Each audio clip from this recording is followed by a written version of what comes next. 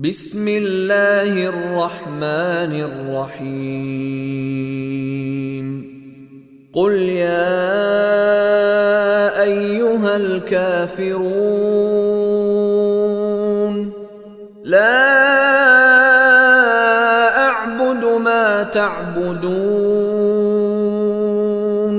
ولا أنتم عابدون ما أعبد ولا